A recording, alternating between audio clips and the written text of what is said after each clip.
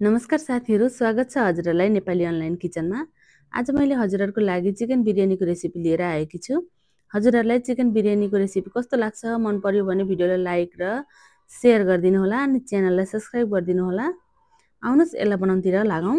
बिरयानी बनाउनको लागि मैले 1.5 किलो कुखुराको मासुलाई लिएको छु। मैले कुखुराको मासुबाट छाला हटाएर लिएको छु। त्यसै गरी गरम मसला, बिरयानी मसला, चप गरेको प्याज, चप गरेको धनिया, चप गरेको पुदिना, काश्मिरी लाल मिर्च, अदुवाको पेस्ट, जिरा धनियाको पाउडर मसला, चिकन मसला, लसुनको पेस्टलाई लिएकी छु, 4 चम्चा दहीलाई लिएकी छु, 4-5 वटा जति टमाटरलाई पिसेर लिएकी छु र अलिकति हरियो खुर्सानी लिएको छु। खुर्सानी हजुरहरूले कतिको पिरो खाने हो त्यही अनुसारले राख्नु होला। 2-3 जति तेजपत्ता लिएकी छु र अलिकति किच्याएको ल्वाङ लिएकी छु, अलिकति सुकमेललाई लिएँ र मैले फ्राई गरेको प्याजलाई लिएकी छु। यो प्याज चाहिँ मैले घरमै फ्राई गरेकी हुँ। हजुरहरूले पनि घरमा यसलाई फ्राई गर्न सक्नुहुन्छ, हैन भने हजुरहरूले किनेर पनि ल्याउन सक्नुहुन्छ किराना स्टोरबाट। र मैले बिरयानीको चामललाई लिएको छु। यो चाहिँ लङ ग्रेन बिरयानी चामल हो। चामललाई 20 मिनेट जस्तो भिजाएर लिएकी छु। चिकन बिरयानी बनाउनको लागि सबैभन्दा पहिला मासुलाई मेरिनेट गर्नेछु। सबैभन्दा पहिला बेसारलाई राखौँ। अलिकति गरम मसलालाई राखेकी छु, बिरयानी मसलालाई राखेँ,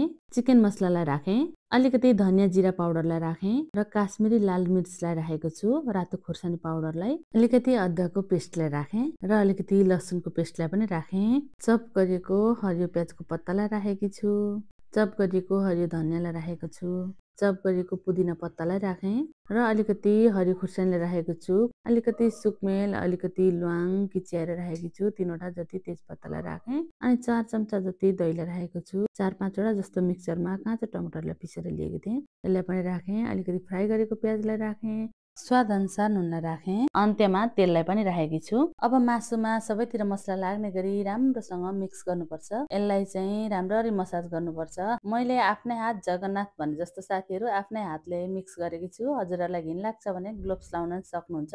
मासुमा मसला राम्रोसँग मिक्स भइसकेको छ। अब टाइम छ भने यसलाई 1 घण्टा छोपेर फ्रिजमा राखिदिनुपर्छ। छैन भने कम्तीमा पनि आधी घण्टा चाहिँ राख्नै पर्ने हुन्छ।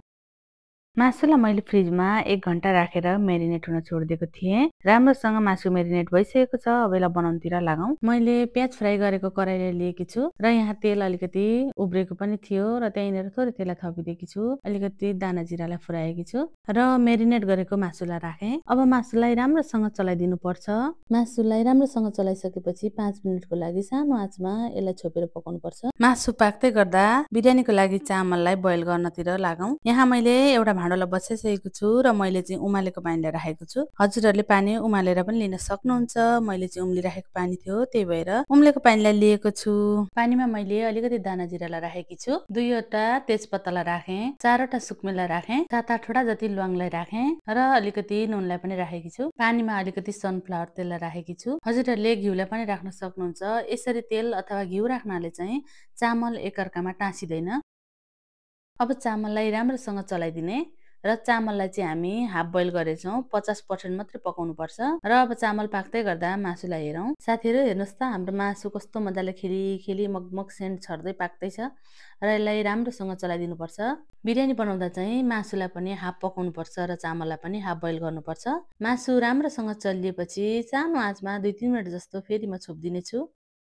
बिरयानीको चामल चाहिँ यतिको पाकिसकेपछि बिरयानी बनाउनको लागि रेडी छ। अब यसको पानी सबै तार्नुपर्छ। चामलको पानी चाहिँ मैले राम्रोसँग तारिसकेको छु। यसलाई यही भाँडोमा छोडेर अब मासु हेरौँ। हजुरहरूले देख्न सक्नुहुन्छ मासु चाहिँ यतिको पाकिसकेको छ र बिरयानी बनाउनको लागि रेडी भइसकेको छ। मैले ग्यासलाई अफ गरिदिएँ। अब अर्कै फराकिलो अनि ठुलो भाँडोमा चाहिँ बिरयानी बनाउनतिर लागौँ। मैले अलिक ठुलो अनि फराकिलो एउटा कुकरलाई लिएकी छु। कुकर तातिसकेको छ। यहाँ मैले डाइरेक्ट मासुलाई राखेकी छु।